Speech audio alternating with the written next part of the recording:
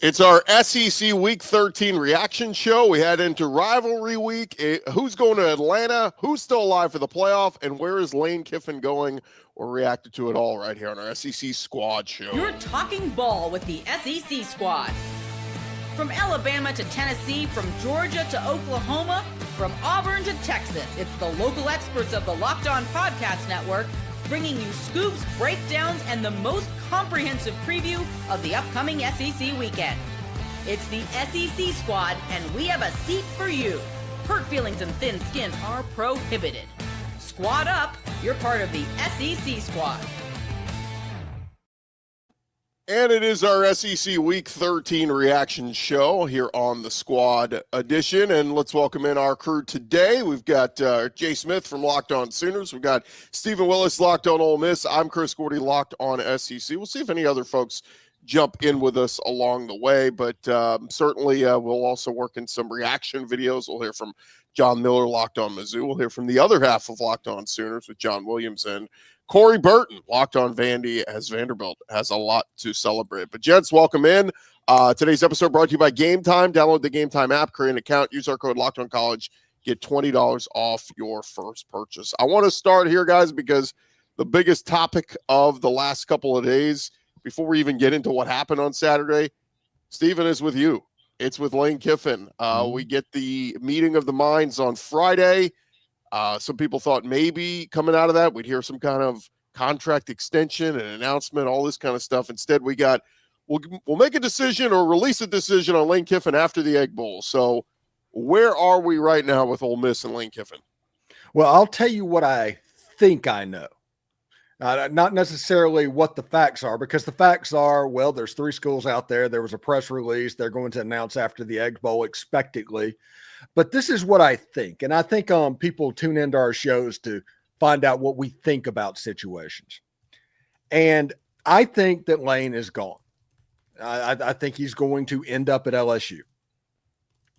I think that the offense, when Ole Miss this year, when Austin Simmons got injured, it kind of got tweaked a little bit for Trinidad Chambliss because they do different stuff, and Lane is involved in that.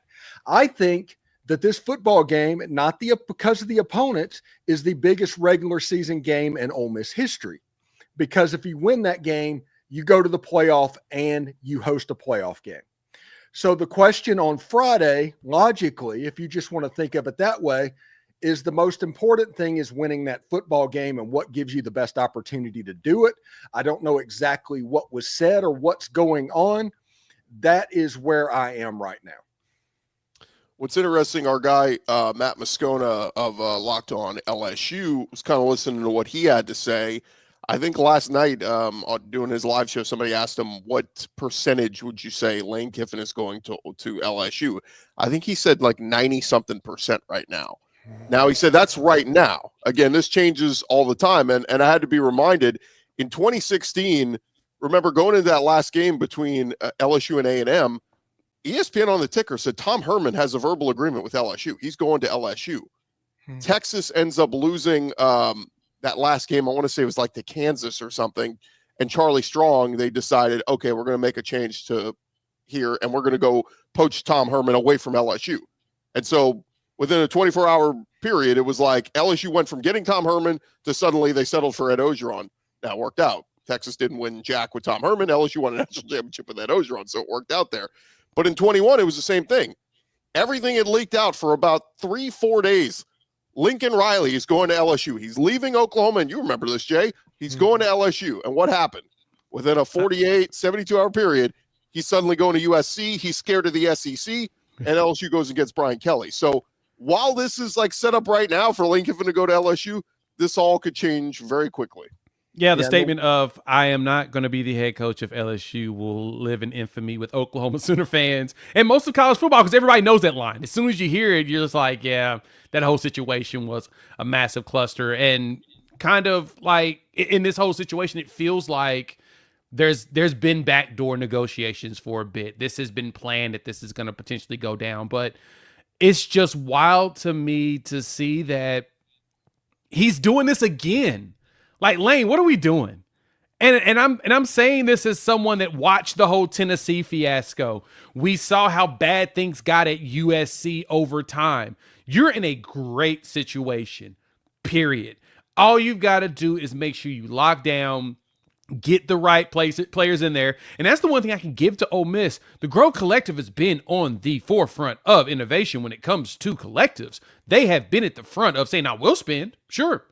Dude had like the top portal classes for a couple years, and then you started seeing them spending and recruiting as well. They started recognizing, okay, we need to get some more recruits to go along with these portal guys so we can build that cohesion, that chemistry, that buy-in. You have it. But now you're going to go leave and go to LSU. I get the mindset of, well, LSU has won 3 national championships in the last 25 years, and we only think one of the coaches that won is actually any good. I get that. I get that mindset that I could probably walk in there and win a national championship at LSU. I get that. But at the same time, dog, you got it good. What are we doing here? Why are you burning so many bridges? I am just honestly floored and surprised the dude ain't been blacklisted yet.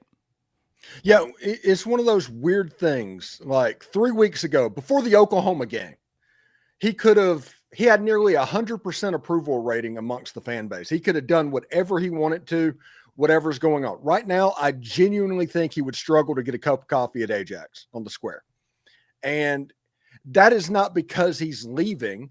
You hired Lane Kiffin. You went into this with your eyes open. You were prepared that he wasn't going to retire at Ole Miss. I mean, that's the way it was, no matter what was happening.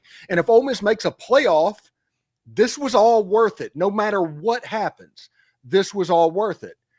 But it's the way that all of this has gone down over the last 3 weeks. That's the problem. It's not the problem that it's happening. It is how it's happening. Exactly. That's been my take with all of it. It's, why are you doing it this way, dog? Just, your team's in the playoffs. Like, you really, all you got to do is win the Egg Bowl. Granted, it is a rivalry game and weird things happen in those circumstances. I totally understand that. But all you got to do is win that game. Well, let me throw in there. Good. Let me throw in there, Jay, because I've had a few people say this to me too. They're like, I keep hearing people saying, why is Lane doing this? Lane's not doing anything, is what this guy said. He said Lane wants to finish, like, in other words, if in a perfect world, what Lane wants to do is finish this season with Ole Miss. He wants to coach the Egg Bowl. He wants to coach them in the playoff and then make a decision on what his future would be. Ole Miss is the ones, and right, wrong, or indifferent, saying, we can't allow that to happen. We cannot have you go out there and coach a playoff team with the Ole Miss logo on your chest and then knowing you're probably going to leave when this run is over. And that's the tough part of this schedule that we're in now, with signing day being the first week of December, portal being the first week of January, is coaches cannot wait. It's just not, it's not feasible. And then on top of it, knowing he's going to a rival. This isn't like Lane is going to Washington and it's fine. He's going to go over to the West Coast when this is over. Right. He's going to play you next year at a different school, hypothetically. So the other part of it too is, guys, the championship odds just came out. 1, 2, 3, 4, 5, 6, 7, 8. Ole Miss has the 8th best odds to win a championship. Mm-hmm. I think that's part of this too, is he looks at it. Everybody's looking at it going, you're perfect. You're in a perfect setup. You're making the playoff, all this. Okay, just because you make the playoff doesn't mean you're any closer to winning a national championship. Now, I do think this is a talented Ole Miss team.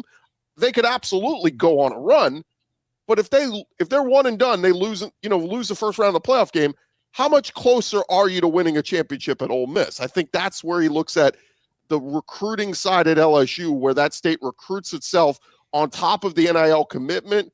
Maybe that's what weighs the, because I agree with you. Like, on paper, Ole Miss, LSU, and Florida are all pretty equal in what the offers are, the talent, and all this. But is LSU just a little bit, does that tip the scales just a little bit more? This is where Ole Miss fans stand on this. Right now, Florida and LSU, either one that gets chosen is not closer to win a national championship than Ole Miss is right now. It might be in the future with what you're doing. It is not right now. And in the biggest game on Friday, the biggest game potentially in your regular season school history, you could have LSU's potential coach coaching against your other arch rival to get Ole Miss into the playoff. Think about that storyline. And everybody at ABC is going to talk about it. And if it made it to a playoff, it's like I told Jay, it would be a 4-hour recruiting commercial for wherever he ended up. Yeah. That is why that Ole Miss is taking the stance that's doing. Ole Miss should be the only school that benefits from Ole Miss making the playoff. Period. Yeah. And that's exactly what it is. It's going to be a big recruiting pitch for him for wherever he decides to do, even if that includes him staying at Ole Miss. And I understand the sentiment of Lane's not saying anything. Everybody else, it's all being done in the background. You know, Ole Miss wants him to give some. Yes, Ole Miss should want him to give some sort of a commitment. It's their school. They're about to go to the playoffs. It's just going to be so much chaos in the hiring. Heck, you got the rumors around Kalen DeBoer, which is really not rumors. It's that Penn State's interested. Doesn't mean that he is, but it always sounds great to throw that out there in an article. But it could be. It's gonna be chaos regardless. And so I'm just gonna sit there with my popcorn and look at it. But I just don't get Lane's mumness on everything when he has dealt with this so many times. This is not the first rodeo we've had with him. He had the whole thing with the Raiders. Now it's an Al Davis thing. I'll say that. But his name is in. It's not coincidental that he is in the middle of all of this once again. Yeah. What if I pose this to you guys that Lane still hasn't made a decision yet? Was that viable? It's possible. Okay. I am going to say it's legitimately possible. Is it likely? Is it probable? No, I don't think so. No, I would not disagree that's a very much a possibility there. But your problem is now you're a massive distraction to a team that you're coaching that could potentially play. And some people said what Ole Miss should do is, given this information and the meeting that they had and all this, should they part ways with him now? Should they just say, look, we're going to put you on leave with pay, just go sit at home, do your thing. We're going to move Joe Judge up, because Joe Judge, here's the other thing. If Joe Judge takes over as interim and they beat the hell out of Mississippi State in the Egg Bowl, sends a clear message to the playoff committee, hey, this Ole Miss team, they don't need Lane Kiffin. We're strong as hell, and we deserve to be in the playoff without him. I think they want to ensure the Trinidad Lane thing that's been going on for the last several weeks, that kind of continues. I agree with that. If they did that, you're going to have a fight, because if Jimmy Sexton's a lot of things, one of the things he's not is stupid. So you have to think that there would be plans outside of that. And if he was at home on his couch, suspended with pay, this is a person that has lashed out and decided to send his family on Tinder tours of open SEC jobs at the beginning of the week. You don't think he's going to lash out at that point? He absolutely is going to lash out, and you have no idea what that lash out is going to be. Yeah, the interesting part, too, is the details that Ross Dellinger leaked out on Friday night. It was details of the LSU contract. So clearly this thing is far enough along that they've had discussions that he's told LSU possibly upcoming. You know what I mean? Like, to get to the point that the details of the contract have been approved and put together. The other part of it, too, and this is from Moscona, he says that the report of Florida meeting with his reps is like a little bit behind. That basically they talked about this with Lane like a week or two ago and basically got told, no, he's not coming to Florida. So they're meeting with Jimmy Sexton because Sexton represents all these other coaches, too. It could be Brent Key. It could be all these other coaches in Florida. So at least Matt Moscona's opinion, Locked on SEC or Locked on LSU, he believes Florida at this point is out. Like, Kiffin's not coming to Florida. It's either he is going to LSU or he stays at Ole Miss. But Steven, at this point, how does he rectify? I've seen some Ole Miss fans saying, I'm out on him. I don't want him back. How does he reconcile that? Yeah, he's burned a ton of bridges, and there'd be a lot to repair if he came back to Ole Miss, honestly. And listen, this is the thing that I think is going on right now. I can't prove it because I haven't been in the room with anybody, but I think he's telling everybody, yes, he's coming, even the Florida people. And that's the reason they are 100% confident that Lane Kiffin is going to be the coach at Florida. LSU, the same thing, 100% confident that he's going to be the coach at LSU. And Ole Miss, even now, even with the way it sits, they're like, we're like 60% confident. There's still a chance that it happens. But that's what I think is going on, and why this week is going to be absolutely bizarre for everybody involved. It's going to be the keeping up with the Kifdashians, essentially. just a reality show for about a week. That's what's going to happen. So you guys put your name on it right now. It is Sunday. What is it? November 23rd. Make a prediction a week from now. Where is Lane Kiffin coaching? Oh, LSU. I'm LSU. Absolutely. I'm there. I think there is a 0% chance at this particular moment that he is back at Ole Miss. Yeah, I'm at 1% for him making it back to Ole Miss. I say never, but yeah, I'm with Steven on that. But I'm gonna throw a curveball, man. He gonna end up at Alabama. I just don't know why. It just sounds like this feels like something done like would happen like that. We talked about it at the beginning, man. I'm not going to be the head coach of LSU, and then all of a sudden, boom, a new school opens up in Powder Elands. So we'll see. As long as Alabama wins this, wins the Iron Bowl, they should be fine. But yeah, I don't know. It's too much. Yeah, but it's bizarre. Is that unfair to put that on Kalen DeBoer? I mean, like, look, he had a nice. It was, it's not like they're holding him to the Saban standard. He's not Saban, but like if he loses the Iron Bowl, they were this narrowly close to making the playoff. Like in just 2-year sample size, is that enough to say you're not the guy? We're firing you? Like, yeah, it's Bama. That's the mindset, man. But no one is Saban. Who's Saban? Like who can do what he did? Bear Bryant is Saban. That's who. That's two. And right, not one, but two. After Bear Bryant, you got Ray Perkins. Yeah, it's just it's an unfair standard to hold. Look, the hope was they don't fall off a cliff.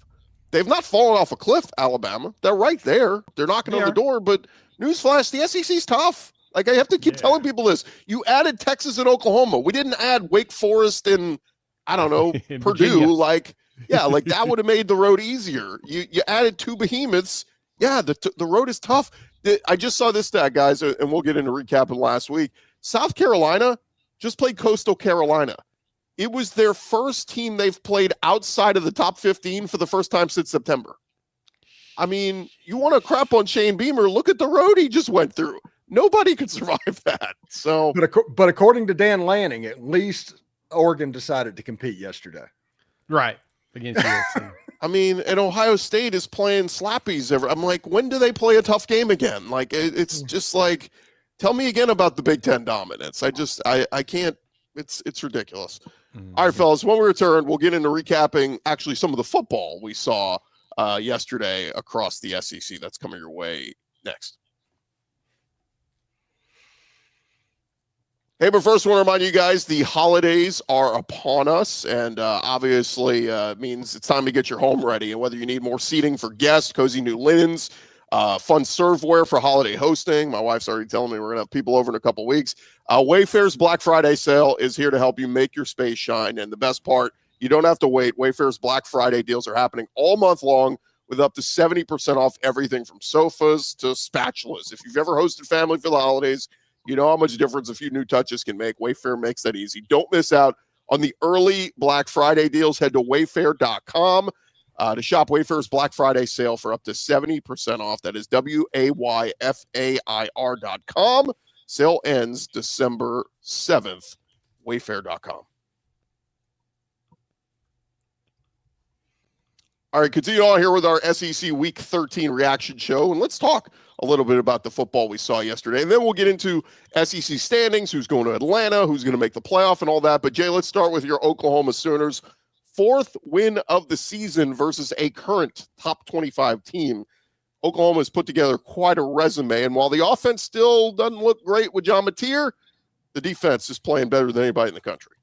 Yeah, 4 wins over current ranked teams. Missouri won't be ranked anymore at the end of this, unfortunately. So to drop down to 3, but when ranked, 5 wins at the time of play. They have wins over top 25 teams, which is the most in the country. Nobody else has done that.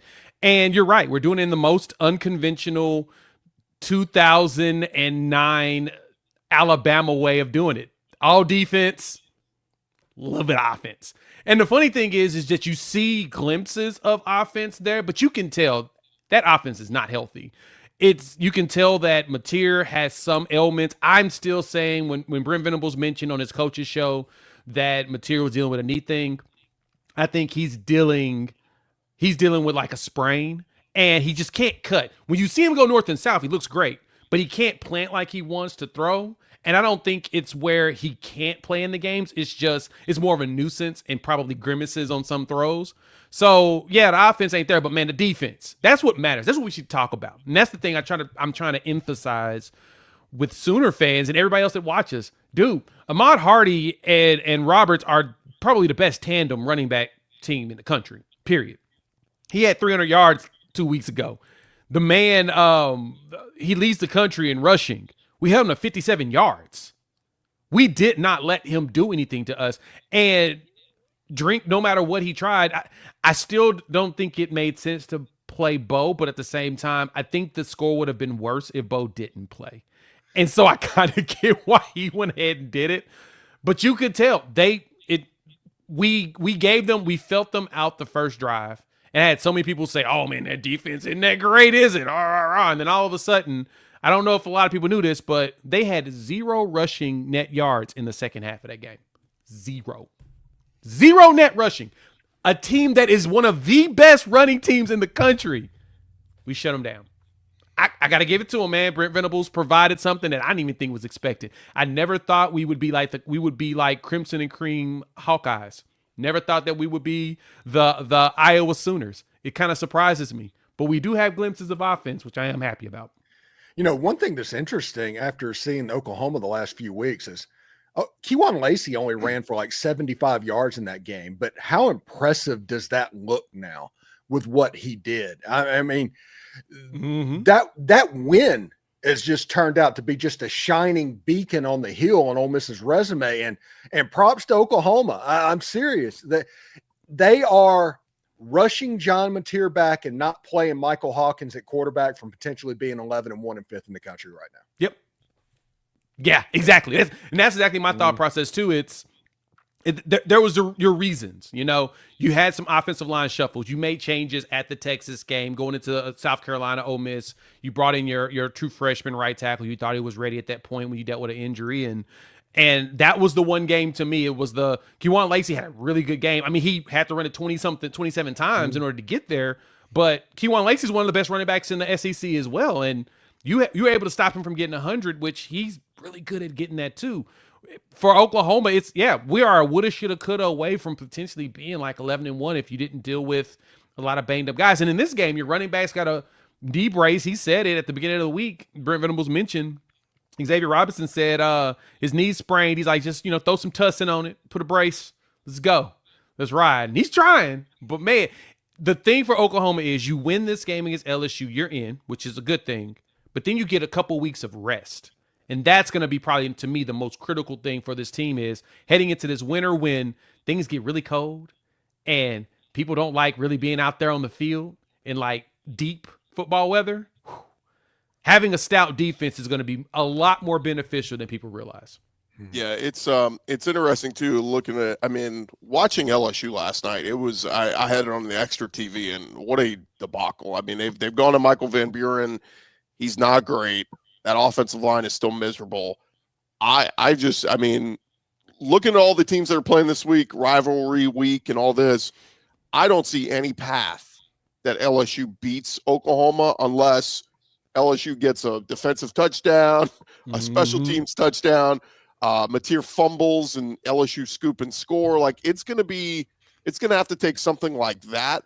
And just knowing what's on the line, Jay, Sooner fans are going to show up, shut that stadium as loud as it was yesterday.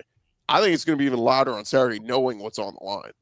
Oh, yeah, it's going to be rocking, especially because this is the game that gets you there, gets you to a place that so many people said that Oklahoma was not going to be able to get to. So many people mentioned that Brent Venables just wasn't the guy to get Oklahoma to this level where they needed to be.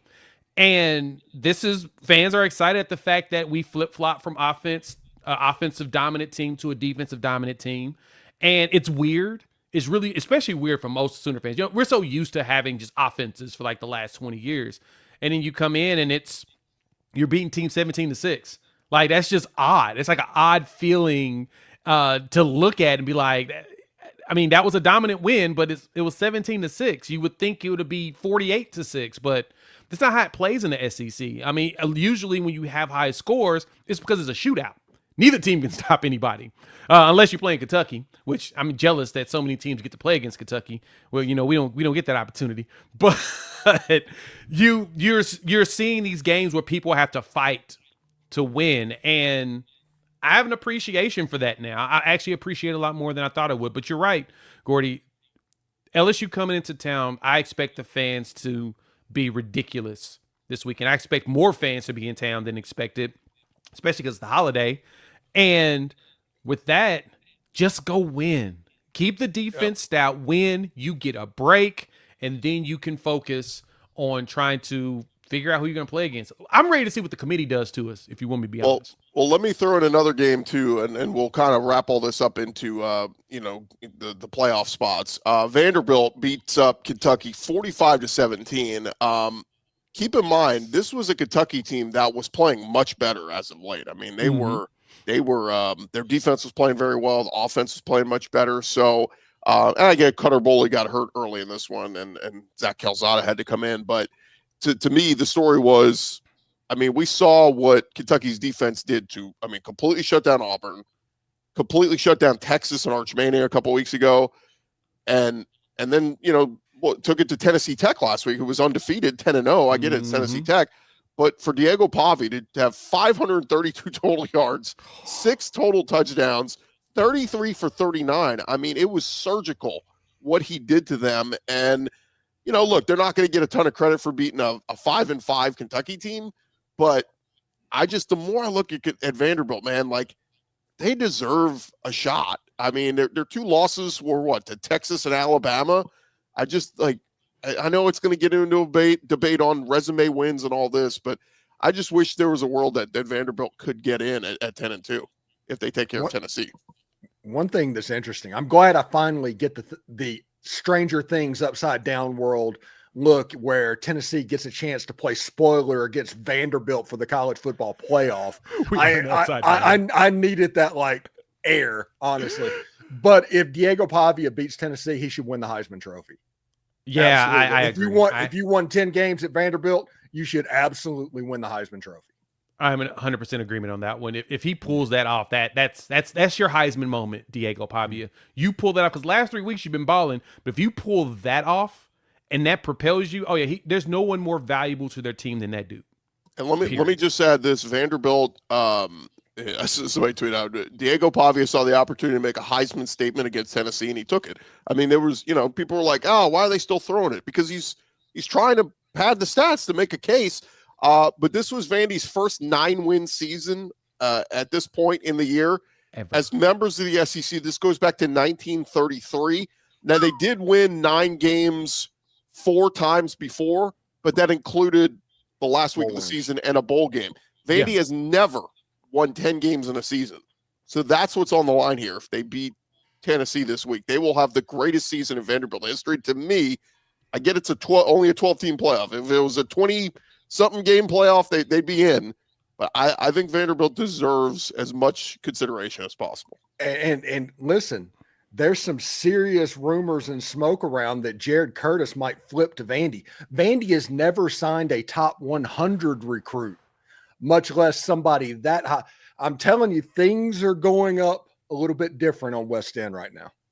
Oh yeah, that's going to be a fun. Yeah, that's. Oh my goodness. If they're able to flip him, the number one, man, and to be truth be told, that's honestly not really that big of a loss for Georgia. If I'm being honest, how many 5-star quarterbacks have they been really successful with?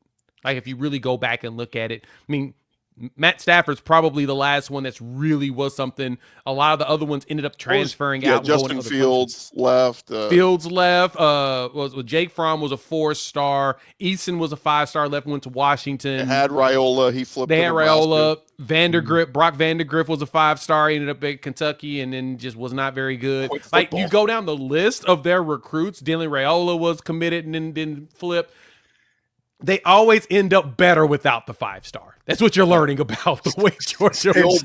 And Stetson Bennett's is statue worthy at Georgia. Exactly. And he's a star. Yeah, okay. And Gunnar Stockton's playing. Like I get, he was a little bit more highly touted, but like Gunnar Stockton's playing his ass off right now, and playing really well. And playing really well. One more I'll squeeze in here real quick, guys. Texas takes it to Arkansas 52-37.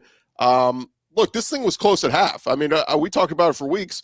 Arkansas has been playing all these one-score games against teams, and this was a one-score game at halftime, and the offense is humming for Texas and all this, or for Arkansas, and then Texas's defense made some adjustments, and they get it done, and 52-37, and Arch Manning, I said this before, I mean, it seems like Arch has kind of got his his confidence up. Like, he's playing his best football here on the backstretch of the season, and the big game against A&M. I cannot wait for this game on Friday night. I mean, the Lone Star Showdown, basically, if A&M loses, they're still not guaranteed a spot in Atlanta. They'll make the playoff. But for Texas, they're kind of that outside chance, 9-3 with a loss on the road to number 1 Ohio State. They're still in the discussion, but look, it's a rivalry game. Doesn't matter what Texas's postseason hopes are. They want to beat A&M, and Arch is playing great football right now. Yeah. They seem to have the controller lean forward as soon as they got into the second half of that game. They just grabbed the controller. No, we gotta focus. And that third quarter was explosive.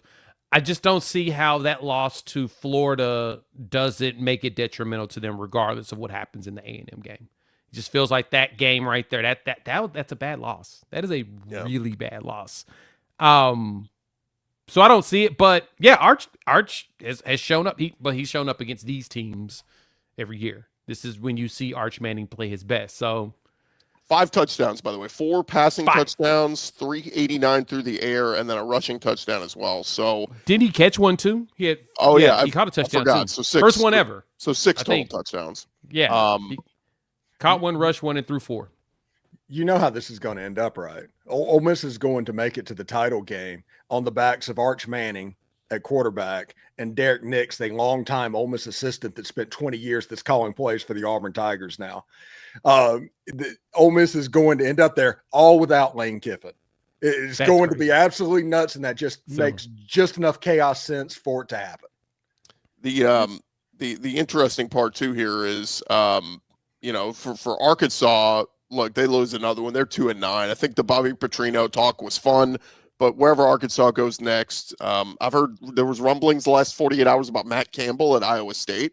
I think that'd be a hell of a grab if Arkansas could pull that off. It'd be a fit.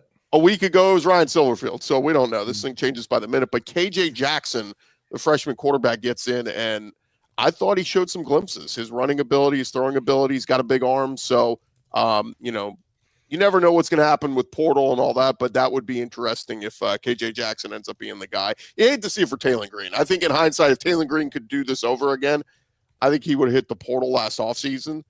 And could you imagine Taylor Green on, any of these other teams? I hate to say it, Jay, Mateer's been fine, but if you guys had Taylor Green this season, I think Oklahoma would have been undefeated right now.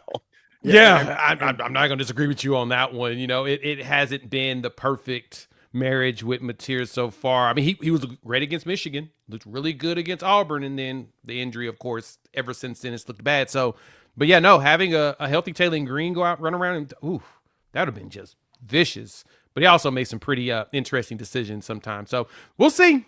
We'll see what Texas does against A&M. I'm very intrigued by rivalry week. And I just want to say, believe it or not, even though that Texas won the game by multiple scores, I'm actually happy that that happened for John Neighbors, because nobody deserves what the host of Locked On Razorbacks had to go through this season. Nobody deserved that. So, yeah, at least it was kind of over pretty quick, and you could just kind of set your show midway through the third quarter. Yeah. All right. When we return, we'll get to we'll mention real quick some of the cupcake games yesterday, and then we'll get into who's going to Atlanta and who's going to the playoff. That's coming your way next. Hey, I want to remind you guys, with just a week left in the regular season, you can still get tickets to all those big rivalry games using the Gametime app. It's the app that gives the advantage back to fans. It's the easiest way to score last-minute tickets at the best prices, no surprise fees. What you see is what you pay. I'm telling you, Gametime app makes it super simple. You can even see the exact view from the seat before you buy. I've used it multiple times this year for college games, an NFL game a couple weeks ago, an NBA game this season. Paid a little bit more. I went Sweet Life. on the NBA game. But look, Game Time gives you that option. And so check them out right now. And their zone deals, you pick the section. Game Time will pick the seats for you, and you're going to save big. Take the guesswork out of buying tickets for college football games and every other event with Game Time. You download the Game Time app. If you've never used them before, create an account, use our code LOCKEDONCollege. It'll get you $20 off your first purchase. Terms apply. Again, that is promo code LOCKEDONCollege. Get $20 off. Swipe, tap, ticket, go. Download Game Time today. All right, fellas, as we get into recapping yesterday, just running around looking at some of the cupcake games out there. Samford, they had no chance against A&M. A&M rolls 48-0. A&M now 11-0, undefeated, one of their best seasons ever. Whatever happens here from here on out with Elko and A&M just goes down historically one of their best seasons ever. So good for them. Yeah, and props to them for facing their FCS opponent that is in the midst of a coaching change as well. So even that game, they get to either face a backup quarterback or a coach that has been changed. So props to Texas A&M for that. Now, the game to end all games is ending up on their schedule Friday night, and you have to go to Austin, and they're playing well. That's must-watch television. It's must-watch television. Oh yeah, I'm gonna be tuned right into that game Friday night. That is gonna. I love the fact that it's on Friday too. That makes it even better. The triple header on Friday. Yeah, it's yes. Bowl, it's clean old fashioned hate, and then Lone Star Showdown. Yeah, I thought that I was gonna actually do something else on Friday, and realized no, I'm gonna be glued to my couch. Because Saturday I will be at the LSU Oklahoma game, so I won't be able to enjoy all the rest of those. But yeah, I'm going to really just be on my couch all day Friday. I don't plan on moving whatsoever. I know that I'm going to be petitioned to go places when my daughter gets here from college. I'm like, no, I can't do it. Football is on. So yeah, no, this is going to be a great Friday. It's going to be a great weekend in general and it's funny because when I look at this, the college football playoffs have so many people upset about feeling like a lot of games don't matter. I guess the conference championship games kind of are in the air of not mattering as much per se. But man, there's so many implications this weekend. Well, certain teams have to win. We'll get to that in just a second because we're going to get to But more so just saying that it's crazy how many games we have that just in college football in general that have implications on what could happen going forward. I'm just excited at the fact that we got games that matter.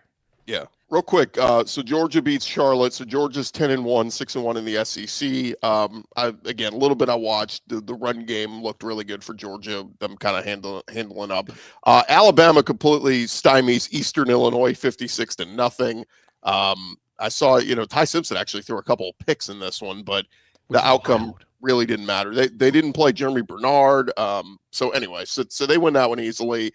Mercer and Auburn. I mean, this one was crazy because Deuce Knight gets his chance. True freshman 5-star takes it 75 yards for a touchdown run. Mercer answers. It's 7-7, and then Auburn turns it on 62-17. But Deuce Knight was the story of the game. Auburn fans are all super jacked to see whoever the hell we hire as a coach. We got to keep this guy because he's the future. And man, what a dud on the Jackson Arnold signing. When in hindsight, look, if you had switched to Deuce Knight earlier in the year, I get it was Mercer, but do you think they might have won a game or two in the SEC had Deuce Knight been playing all year?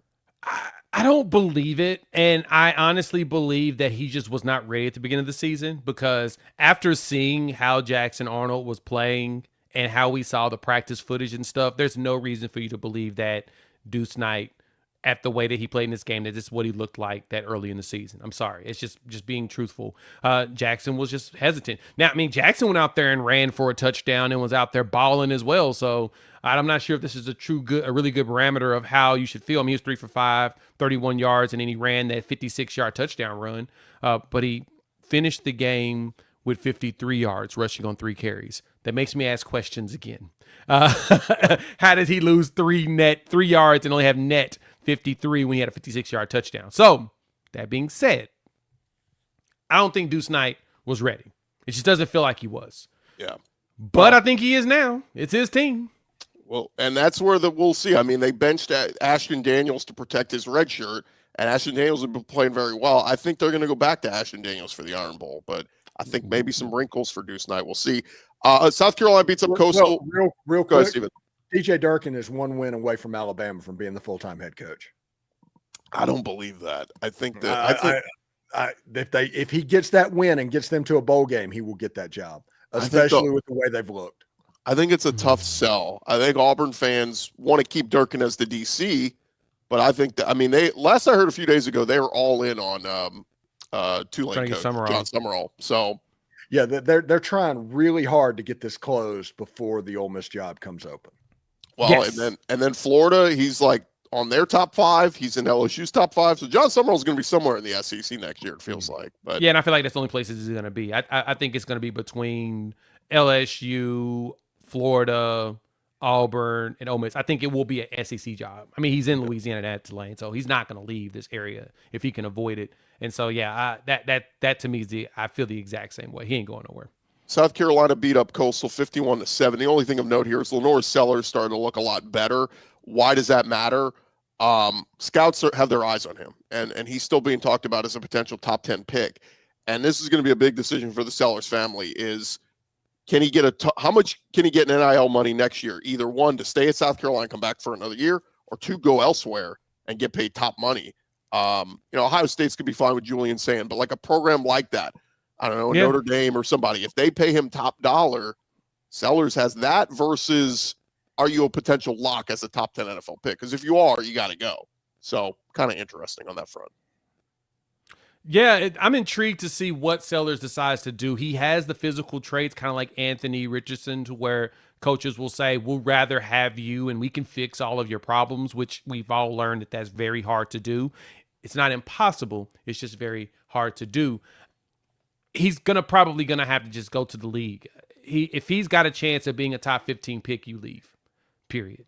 Now, if it's less than 15, come back. You're going to make more money in college. Just like you said, Gordy, you can go to some other program or stay at South Carolina, and they'll up the ante on the pay for you and Dylan Stewart to be there one more year and see if they can make a big run. And if that run doesn't work, when you go to the pro, Shane Beamer gets fired and they start from scratch again.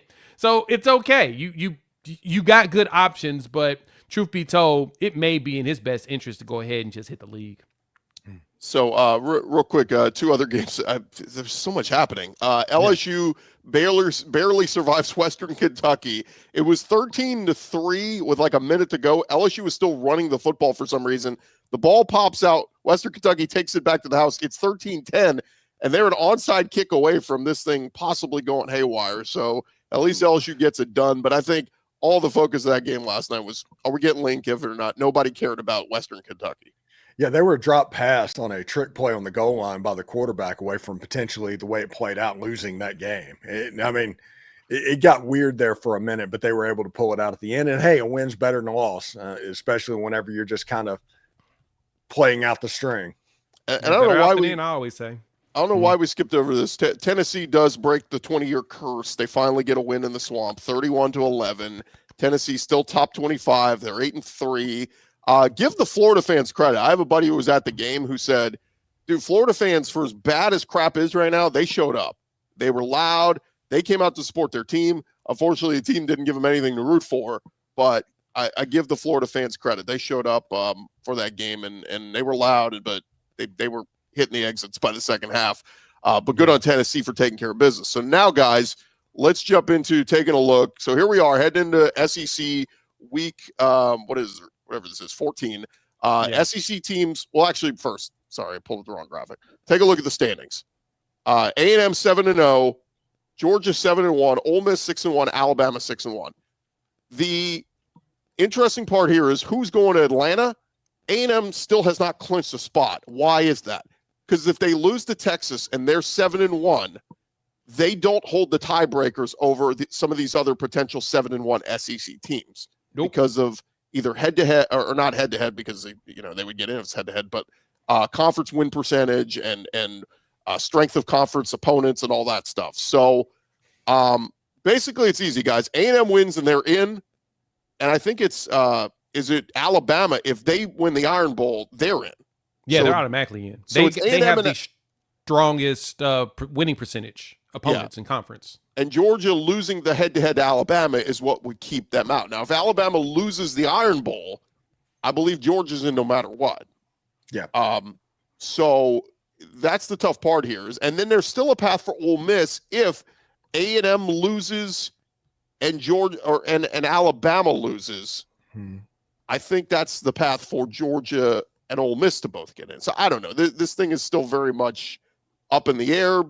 And, again, if you're one of these 4 teams, you got to be questioning, do we even want to go to Atlanta?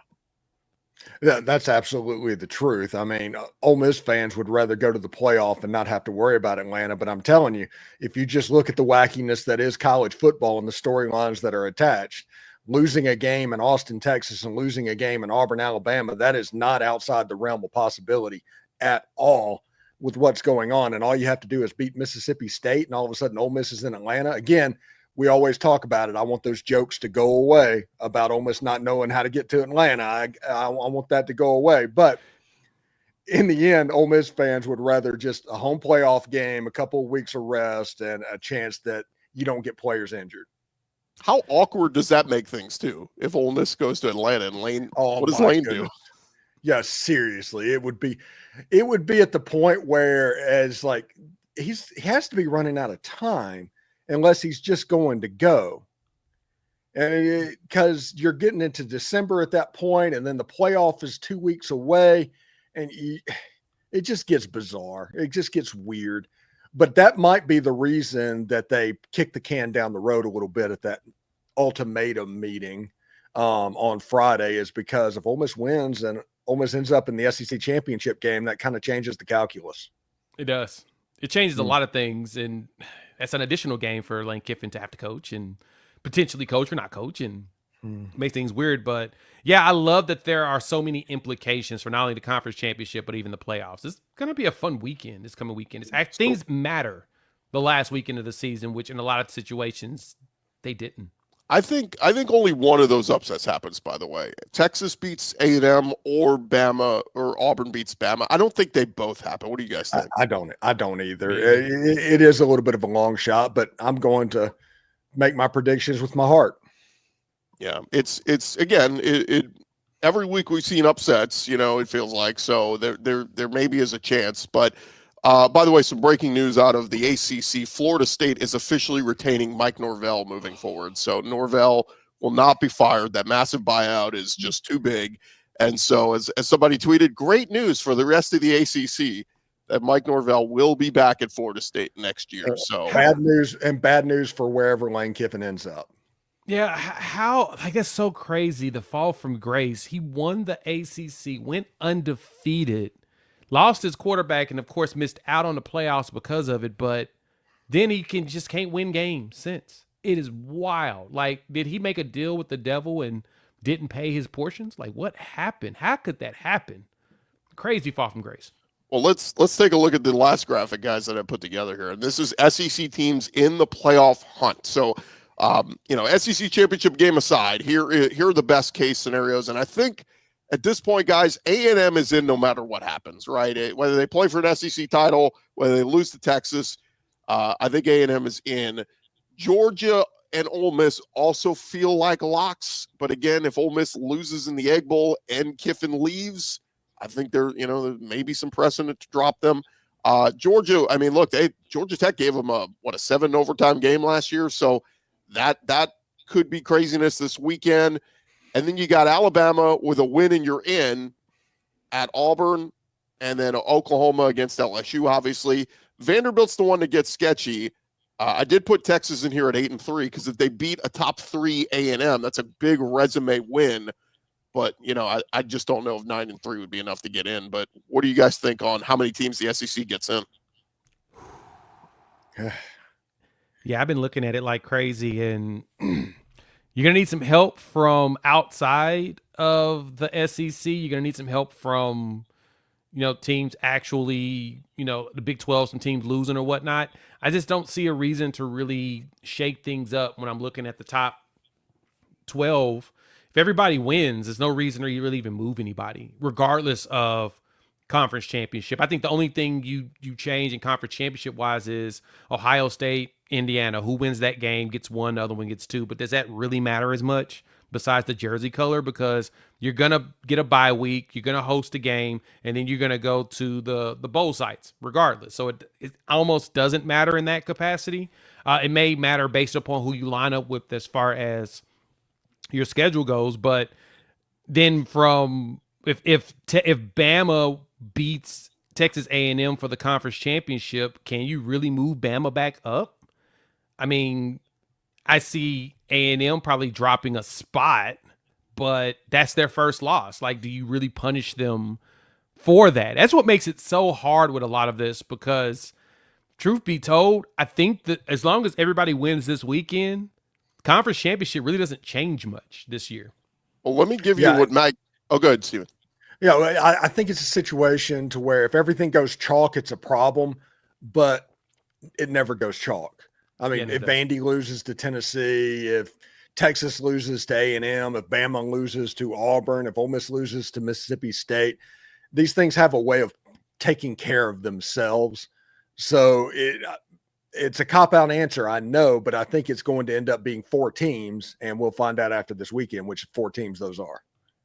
The Mike Rodak of, I think he's AL.com, he tweeted this out this morning. He said, can Alabama miss the playoff? Here's a few scenarios. Obviously, if they lose to Auburn, Bama's out. They're 9-3 and they're out. If they beat Auburn but lose in the SEC championship game, there's a world where the Big 12 champion, if it's BYU, could jump them, or Texas Tech is also in, and the Big 12 champion and BYU gets in as well. So there's that.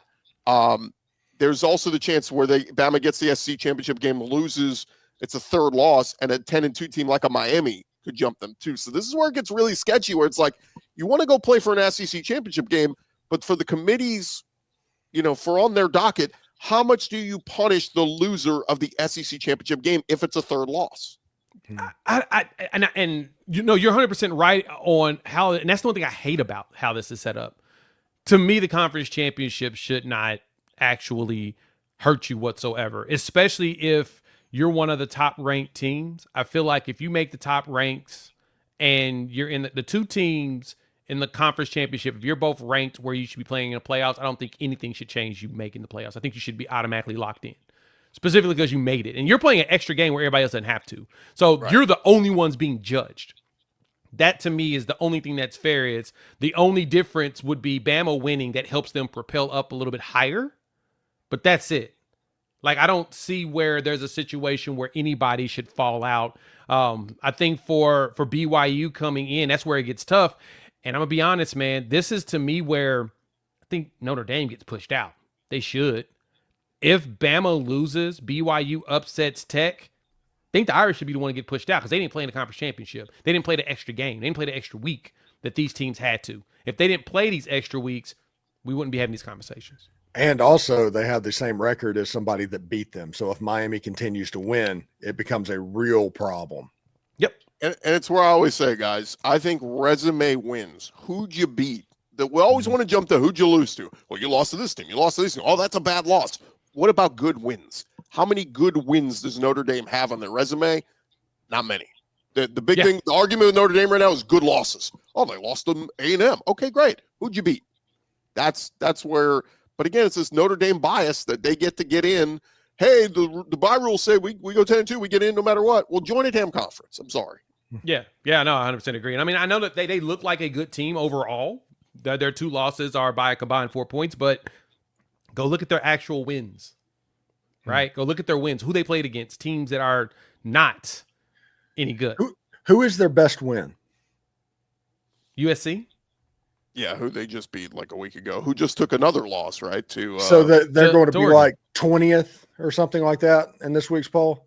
Yeah. I think the coaches poll just dropped, and USC's number 20 on the coaches poll, so I expect them to be around the same in the AP and probably around the same in the CFP. It felt like a ruse when they pushed Pitt into the top 25, literally the week Notre Dame was going to play them.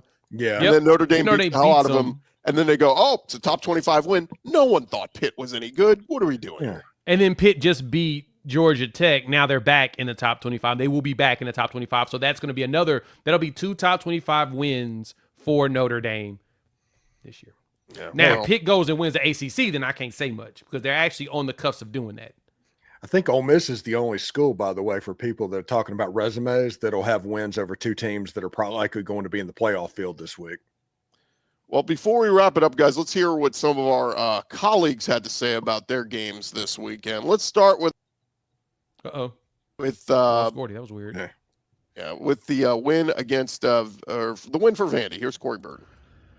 A historic night for the Vanderbilt Commodores as they dismantle the Kentucky Wildcats 45-17. Diego Pavia, historic night, over 500 yards of total offense by himself. The team, over 600 yards of total offense, and just absolute domination from start to finish. Diego Pavia throwing 5 touchdown passes and throwing for almost 500 yards himself. Accounted for 6 touchdowns, did have that 1 interception, but this team is ready for a playoff push, and I think Diego Pavia deserves a seat in New York City at the Heisman Trophy award ceremony. I'm not sure who's going to win it, but it's up in the air right now, and Diego Pavia is very much in it, as is any other candidate. So, guys, this Vanderbilt team is very, very dangerous. Up next is Tennessee, and we'll see kind of what they have this week on the road at Neyland Stadium post-Thanksgiving.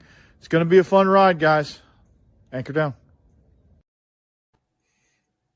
Yeah, so there you go. That's Corey Burton talking on Vandy. And by the way, Corey said he got recognized out at the Vandy game this weekend. So good on him. People starting to recognize Locked On Vandy.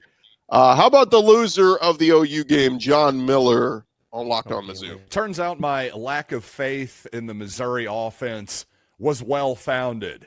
I'm John Miller with Locked On Mizzou, and really this is year 3 of the Kirby Moore era as Missouri's offensive coordinator, and just to be objective about it, Missouri has trended down offensively each year. Of course, 2023, Moore was a gigantic addition for Missouri, but that along with the Missouri special teams, again, trending down. I think Eli Drinkwitz needs to have some frank and difficult discussions about, well, those 2 positions this offseason.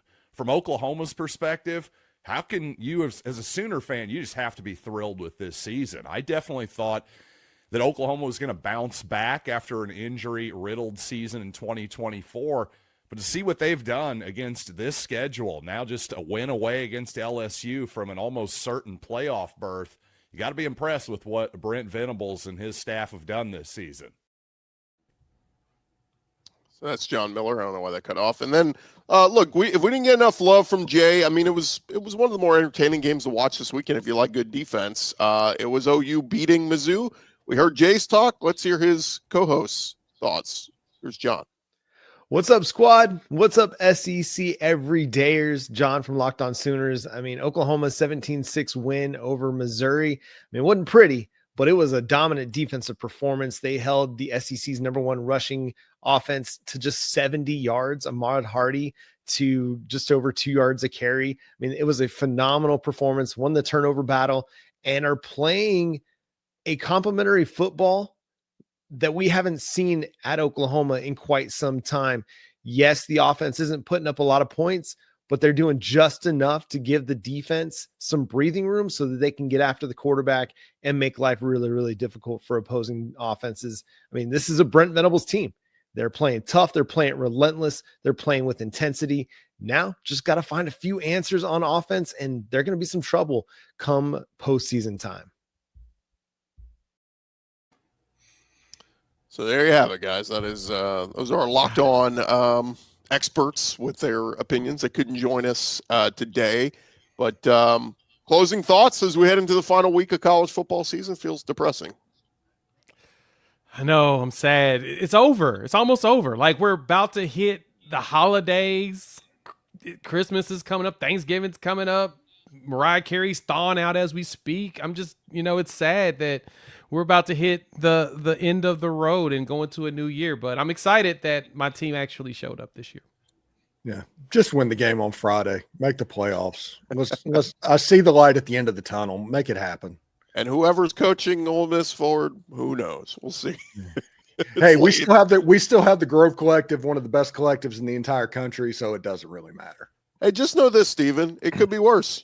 Your school could be putting out a statement today saying they stand by Mike Norvell coming back next year. So That is absolutely true.